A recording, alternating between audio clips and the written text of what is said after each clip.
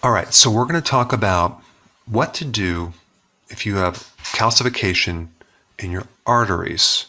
I've done other videos on this. There's a really good test that you can do to determine if you do have calcium in your arteries. In fact, it's one of the best predictors of mortality.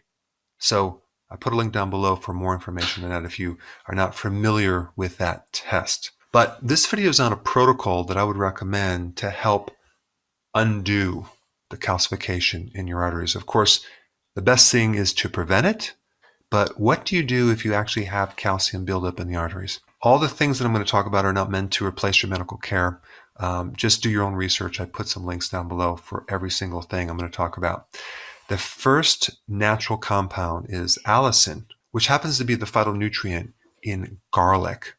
Some real interesting research on the association of allicin and decreased artery calcification in animals. So if you have a pet with a calcified coronary artery, start feeding them garlic immediately. Number 2, butyrate. Now, what is butyrate?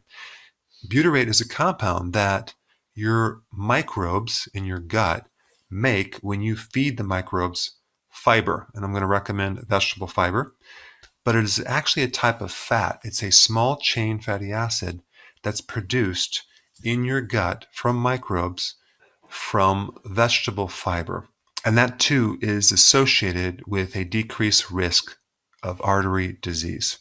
Now, number 3, lycopene. This is a phytonutrient in tomatoes. It's in a lot of other vegetables. And there's some real interesting data of showing how lycopene can decrease the thickness of the wall of your arteries and also decrease the stiffness. And this is why sometimes you'll see some crazy claims that, oh, now you can have ketchup and it's going to decrease your risk for heart disease because ketchup has lycopene. Of course, we know that's not going to happen. Now, also, if you add olive oil when you're cooking, it can greatly increase the amount of lycopene up to 82%. And that is because, like other phytonutrients, lycopene is a fat-soluble compound, which means it requires bile. And adding more oil into the diet can greatly enhance the absorption. All right, number 4, omega-3 fatty acids. This would be in fish oils, definitely cod liver oil, which I recommend more than fish oils. I mean, we know that omega-3 is good for so many things, but its main action in relationship to your arteries is the decrease in inflammation. Now, on the flip side, the omega-6 fatty acids increase stiffness of the arteries, and it can increase the clotting factor. And when I'm talking about omega-6, I'm talking about the soy oil, the corn oil, the canola, the cottonseed. Now, there is one type of omega-6 that is very friendly to your arteries and it doesn't increase inflammation. And that would be called GLA or gamma linolenic acid. This would be like borage oil, black currant seed oil, evening primrose oil. So GLA can help decrease inflammation. It can help decrease thickness in your arteries. It can also decrease the plaque formation in your arteries. I put some links down below. Very, very interesting. All right, number 6, vitamin K2. You probably knew this was coming.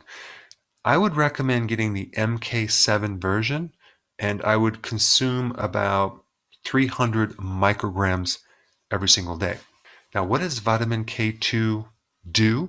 It activates a certain protein that inhibits calcium from forming in the arteries. So that's a very, very important one. Number 7, tocotrienols.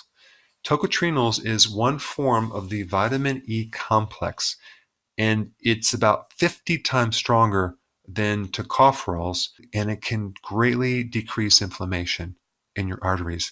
It can decrease something called C-reactive protein, which is an inflammatory compound, by 40%.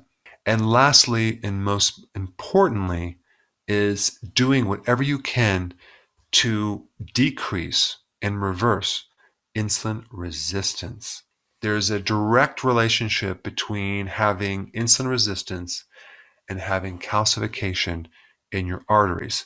And so a lot of these other remedies are not going to work unless you also correct insulin resistance. How? If you're new to my channel, I put the link down below. You need to do healthy keto and definitely intermittent fasting for a period of time to start making changes.